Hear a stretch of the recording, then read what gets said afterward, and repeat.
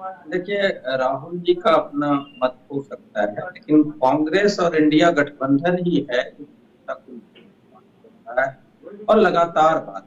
देखिए, प्रधानमंत्री जी तो अपनी रैलियों में चिकन खाने मटन खाने की बात करते थे।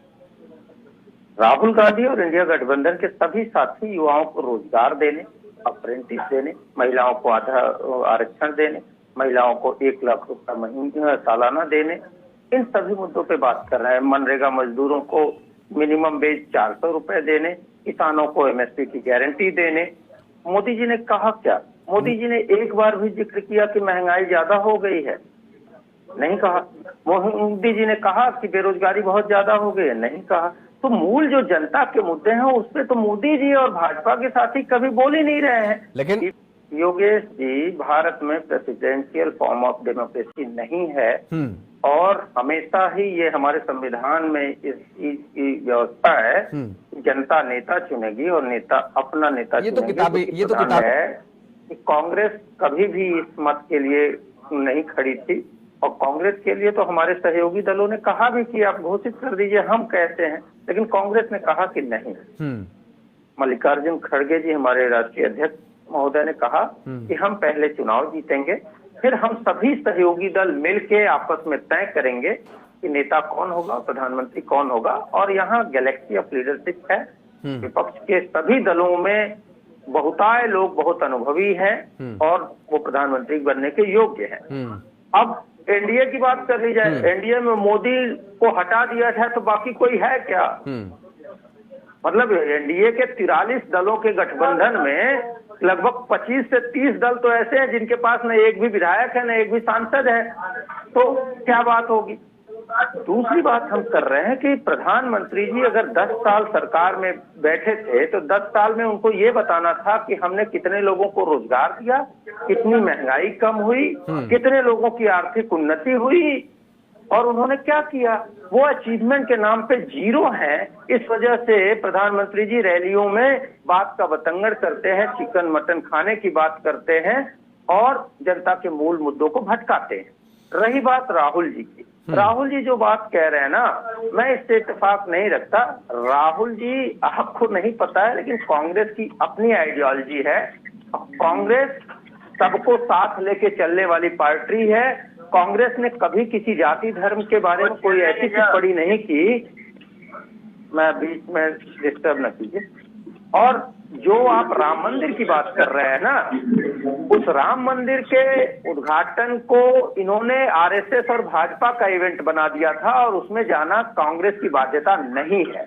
और अगर ये सनातन का होता तो हमारे 4 पीठों के पीठाधीश्वर भगवत पाद शंकराचार्य महाभाग में एक भी नहीं गए। क्यों नहीं गए?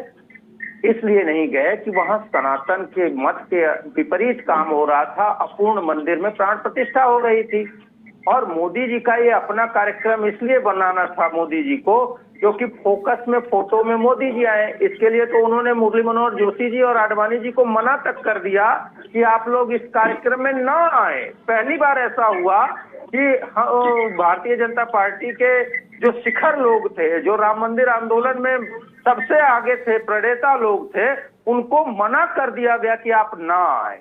तो ये राम मंदिर को देखते हुए ऐसी बात अधूरी रह गई थी। आपने सवाल खड़े कर दिए कि हमारे नेता छोड़ के जा रहे हैं। अच्छा ठीक है, आते हैं प्रभात जी आपके। हाँ वैभव जी बताइए ना, मैं कहिए तो नाम गिनाना शुरू करूं। जो व्यक्ति कांग्रेस छोड़ के भाजपा में जाएगा वो कुछ तो ऐसा कहेगा जिससे भाजपा उसको एक्सेप्ट कर ले। बात ये है। लेकिन सत्ता की तरफ नेताओं का पलायन एक स्वाभाविक प्रक्रिया रही है शुरू से। ऐसा चुनाव के दरमियान अक्सर होता है। लेकिन सत्ता के सिटिंग एमपी जिनके पास सूचना होती है, उनको आभास हो जाता है कि बदलाव होना है, इस वजह से वो सत्ता से पलायित होकर विपक्ष की तरफ जाते हैं। ऐसा राजस्थान में 2 सिटिंग एमपी बीजेपी के कांग्रेस में आए, हरियाणा में आए, मध्य प्रदेश में आए, तो ये भी बिहार में आए। ये भी तो होता है ना, ये भी तो होता है जब टिकट, जब एक ऐसा पड़ाव आ जाता है, जब जिसको लगता है कि अब दरअसल अब उसको टिकट और या जिस दल में वो है, जो वो चाहता है वो उसको नहीं मिल रहा है, तो वो कम से कम अपने राजनीति या अपने सियासी जो जमीन है कुछ पाने के लिए इससे अच्छा ठीक है। एग्जैक्टली योगेश जी, हाँ। आपने वो बात कह दी जो कांग्रेस से नेता गए हैं, हाँ। उन पर भी यही बात लागू चलिए अब होती उन पर है। भी यही, लेकिन समस्या ये है कि नहीं, प्रत्येक उन पर भी यही लागू होती है, लेकिन जो सिटिंग एमपी है वो अगर जाता है तो वो बदलाव की दस्तक होती है। जो अभी आपने आंकड़े बताए हैं, जबरदस्त जनता में उत्साह है, इस वजह से ये जो वोटिंग परसेंटेज इतना दिख रहा है, ये प्रमाणित करता है कि जनता बदलाव के लिए वोट कर रही है और जनता में जबरदस्त उत्साह। तो मैं बात कह रहा हूं कि ऐसा क्या होता है कि जिसको टिकट दिया गया है वो गया है, अगर छोड़ तो कोई तो बात होगी। जिसे टिकट मिल गया वो बीजेपी में शामिल हो रहा है, ऐसा कौन सा आपात स्थिति आ गई कि वो बीजेपी में जाके फिर मौन हो जाएगा?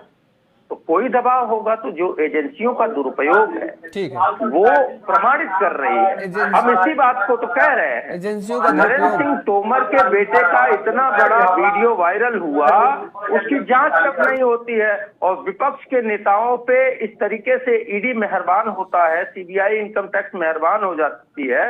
ये बड़ा सवाल है। देश की जनता इस बात को समझ चुकी है कि मोदी जी भ्रष्टाचार के पर्याय बन चुके हैं, लेकिन मोदी जी ना ही अपने दल के लोगों की जांच करा रहे हैं, सिर्फ और सिर्फ विपक्ष के नेताओं पे क्यों हमलावर। ठीक है प्रभात तो जी, भ्रष्टाचार का जिनके ऊपर आरोप लगाते हैं मोदी जी, उसी को बीजेपी में शामिल करा देते हैं।